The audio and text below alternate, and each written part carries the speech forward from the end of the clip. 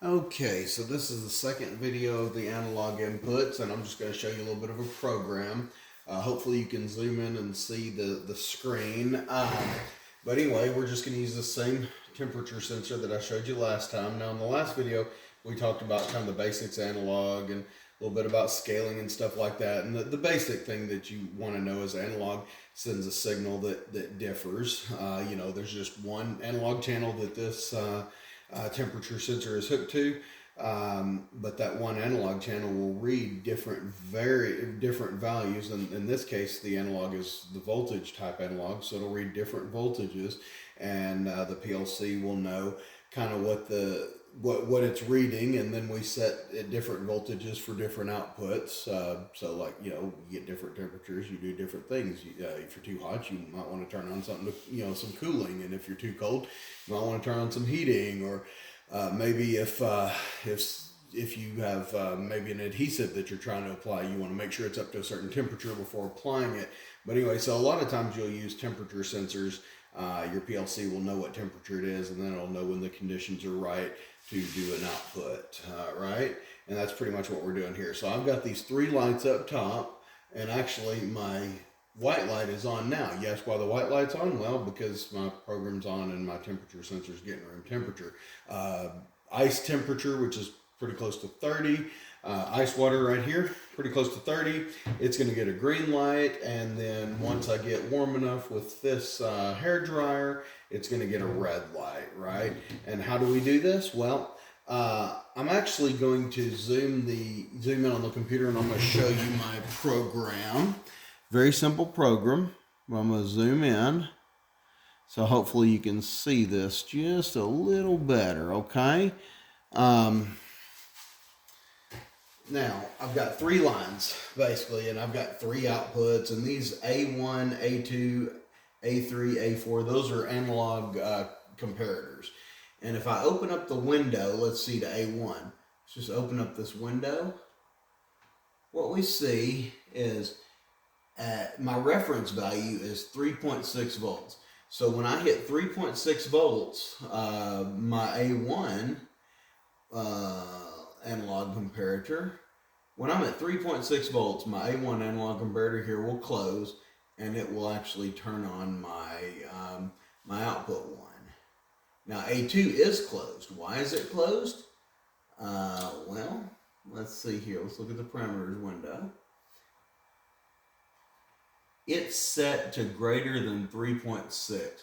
So for greater than 3.6, this analog comparator is closed. And that's a normally open analog comparator. It's closed. But this normally closed analog comparator will open at 3.8.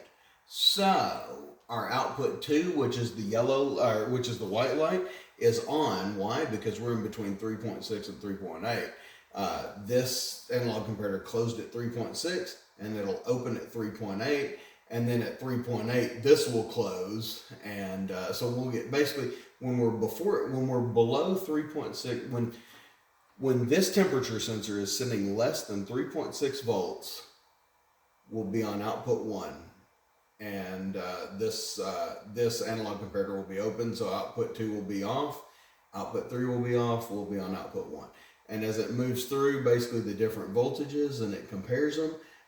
We will have opening and closing of normally open and normally closed contacts, which will change the output. So let's just see it in action. Now, I'm going to warn you, this one is kind of rough, because as the analog values change, you'll see it'll be a little bit rough, and then I'm going to show you another program about how to smooth it out. So right now we're at room temperature, and we have the white light on.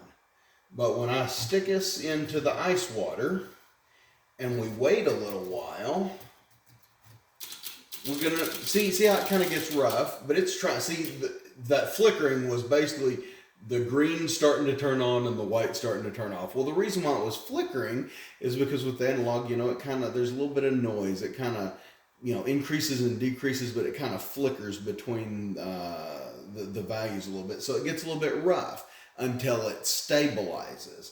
So that's just it's trying to change temperature. So you'll notice again that you see the green hue. I don't think that I've zoomed out enough for you to see the lights, but see how we're starting to see that flickering again. It's trying to change, right?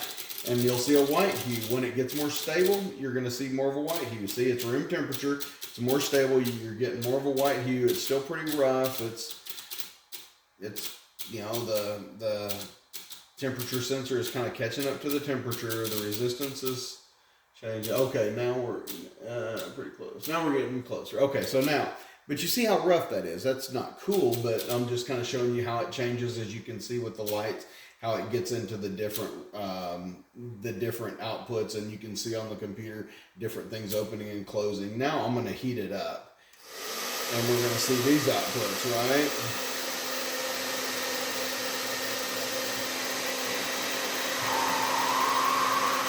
And you will notice that white light will start to flicker, and the red light will start to flicker, and then it'll stabilize with the red light. Here a little bit.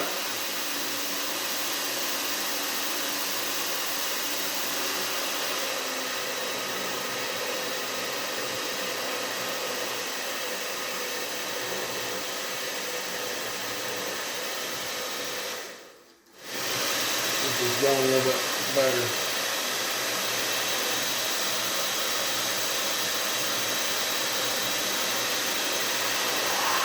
Kind of taking a sweet time, but it'll eventually get there. There we go. You see it starting to turn over. Kind of rough, but okay, see how it's stabilized when it's on the red now? That means it's hot, right? So, let me turn this off. Okay, so, like we saw in the previous video, you actually saw the numbers and you saw the scaling and the temperatures and the voltage. And if you have any question about that, you can see that on the last video, but I just kind of segmented this to show you sort of an application. Basically, this is a temperature sensor, and as it cools and heats, you can have different outputs. Maybe if it's too hot, the output could be you turn a cooling process on, or if the input is too coming in too cold, you turn a heating process on, or maybe you're just trying to heat up something and you want to know when it's hot enough for the next process. Like I say, the outputs don't have to be lights. I'm just showing them as lights because that's easier for you to see on the camera. But basically that's just kind of the idea. Now, you noticed with this program it was real rough on the changing, and in a lot of applications we don't want motors and things just to be seizing on and off, on and off, on and off till they get stabilized. So I'm going to pause this and I'm going to show you a modification to this program which makes it a whole lot smoother. But I got to load that first. So pause the video. Okay, so right here you'll notice I loaded the next program up. It's basically, this is an offshoot of the previous program. The previous program was 3 lines. I've added a few more lines. What I've done here is I've added some timers. You remember the videos of the timers. Timer T1, timer T3, there's a timer T2. Basically what I have done is, the last program you saw was really rough when it started transitioning from the colder to the room temperature to the hot. It kind of did this flickering stuff because I was trying to change over but wasn't quite there. Well, I'm smoothing the process out with timers. What you saw with the flickering as it was getting out of one threshold and getting into another, there was some kind of jumping back and forth. So what I noticed is I timed it, and when we get to where we're past a threshold and we hold for about 2 seconds, it doesn't tend to go back. So I put these timers on, and basically when we get out of one threshold for 2 seconds, I think it's when we get out of one threshold for 2 seconds, the one output will turn off, and then after we're in the next threshold for 3 seconds, the output will turn on. But you'll notice it's a lot smoother.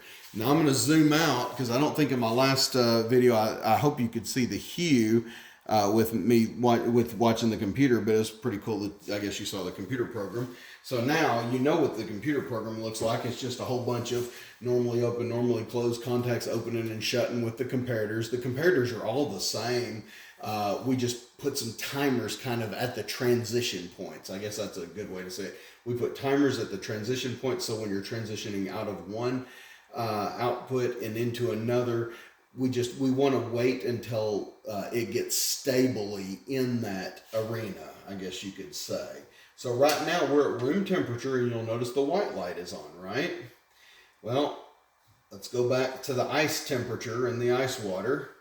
And if you remember before, you see how smooth it is that one turned off, one turns on. You didn't have all that flickering when they were trying to change. Why? Because I did a timer. When it got out of the room temperature range for 2 seconds, that shut off. And when it got into the ice temperature range for 2 seconds, the other shut on or turned on. So you notice there was a delay between the two, but there wasn't any of that flickering that could drive you nuts. Now you could always change the timer and reduce that delay, but we'll go back to room temperature. See, we're at freezing right now with our, I guess ice temperature, not really freezing, but we're at ice temperature with the green. Let's warm this up a little bit and go back to room temperature. So it won't flicker.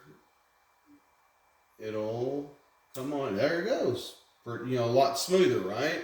And then whenever we heat it up, you'll notice that it'll be a lot smoother there too. So I'm gonna heat it up, and you'll notice that the output will turn to red when it gets out of the room temperature, setting. See, the room temperature turned off and the red turned on. It's hot. It's registering hot. So that's kind of one way that you can, like I say, you got this analog signal, and as it tries to go from one threshold to another, sometimes you get that flickering. So you can use timers to kind of delay the output engaging until it's firmly in that range. So hopefully that made sense. So right now we're at the hot, and we're waiting for it to cool down to room temperature. And it got out of the hot, and now it's in the room temperature. And then I'm gonna stick it in the ice, and you will see it will smoothly get out of the room temperature, and then it'll go to the ice temperature. And like I say, that really that hot temperature is like I think it's 114, and the ice temperature is pretty close to 30. But you kind of get the idea of analog. Like I say, it's one sensor, one set of wires to one set of input terminals. It sends different voltages, and then we just use those voltages to we compare them with the analog comparators, and we use that comparator to open and shut normally open and normally closed contacts to cause outputs to happen based on what temperature we're reading. Okay.